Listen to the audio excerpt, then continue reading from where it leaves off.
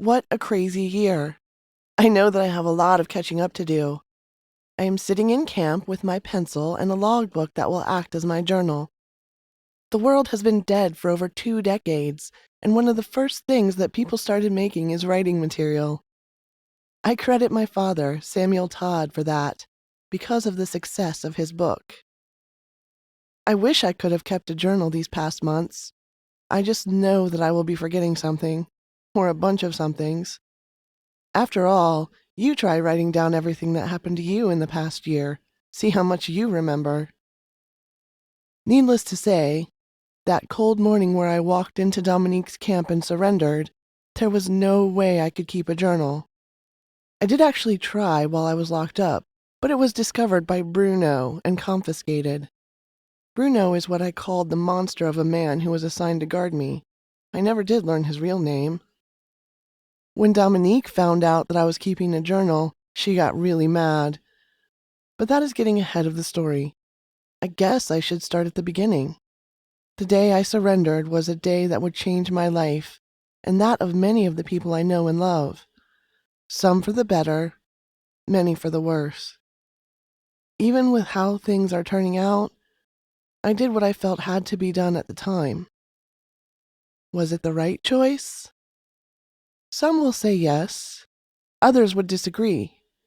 Of course, they are probably dead and don't get a vote. The losses that we all suffered, might not seem worth it when they originally happened. After all, even people who say that they are willing to sacrifice for the greater good of humanity don't often expect that they will end up on the casualty list. I think one of the most difficult things about sharing this will be when I have to look at my mistakes on paper. How many of you want a tally sheet of all the things you do wrong, staring you in the face for the rest of your life?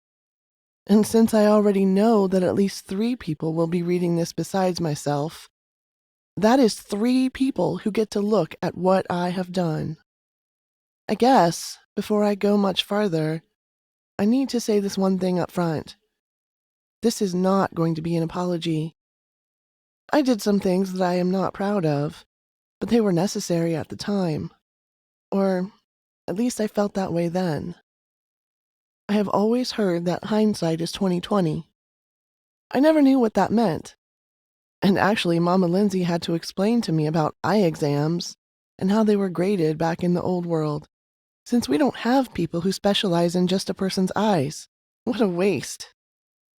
So, when last I wrote, I had given my journal over to Felicia and Bob. Then I walked down to Warehouse City, where Dominique claimed to be holding my mom. I thought it was a bit dramatic for her to paint the message on a flag, but I would soon learn that, if nothing else, Dominique enjoyed the dramatic. As I came out of the trees and started towards the gate, you would have believed that a herd of zombies was approaching. All of a sudden there were people running up to the towers and aiming every weapon at me. 2 rows of soldiers lined up, and one person came out dressed in all black. They marched to the gate and stood there waiting for me to arrive. The closer I got, the more trouble I suddenly found myself in when it came to not busting out laughing. One of my problems is that when I get really nervous or angry, I laugh. And I don't just mean a little giggle. I am talking about tears coming down my face, can't hardly breathe, unable to speak. By the time I was about 20 feet away, I could not hold it back. I started laughing.